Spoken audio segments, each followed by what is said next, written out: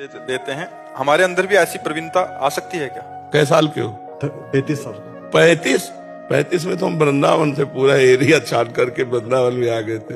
11 वर्ष से बाबा जी हैं, तो शास्त्र और सब संत महात्माओं सबसे मिले जुले सब ऐसे ना, और भगवान में है तो यहाँ भगवान बैठे रहते हैं, कोई फटाफट उत्तर दे देते हैं। हमको पता थोड़ी है क्या प्रश्न करेंगे, हम कोई विद्वान थोड़ी है कि मतलब शास्त्री और आचार्य किए हुए हो, कुछ ने कच्चा न पढ़े, तो ये कोई पढ़ाई लिखाई का उत्तर नहीं है, वो भगवान में उत्तर दे देते हैं, वही समझ में आ जाता है।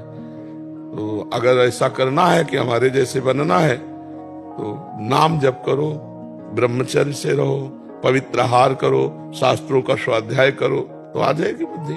बुद्धि देने वाले भगवान है, मूर्ख को भी ऐसी बुद्धि दे दे कि बड़े बड़े विद्वान चुप हो जाएं। काशी में भी समय गुजारे हैं महाराज जी आप? काफी समय, काशी में काफी समय। 35 वर्ष की आयु में वृंदावन प्रवेश हो गया था। लगभग कितने वर्ष? तो 35 और 13 के बीच में कितना होता है?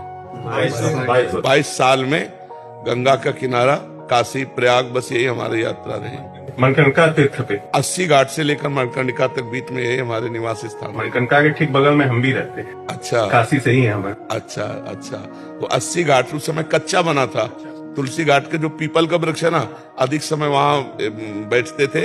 और फिर इधर खंडहर है, हाँ। जो पीछे की तरफ खंडहर है ना, तुलसी घाट के। हाँ, तुलसी घाट के आगे चलो, वही मणिकर्णिका घाट से लेकर के यहाँ तक, जहाँ तक विश्वनाथ जी का रास्ता है ना, हम दर्शन करके वही घाटों में रहते थे। शाम टाइम भिक्षा के लिए 80 घाट में बैठते थे, भिखारियों की लाइन में। तो जो कोई सतुआ या कुछ बर्फी ऐसे दे देता, ले लेते। मतलब भिखारियों के बीच में तो कोई आधा किलो थोड़ी मिलता था, सतुआ मिला तो शहद जैसा, जैसे चाट के पाव, तो वह कमंडल के ढक्कन में मिल जाता, और गंगा जल पान करते।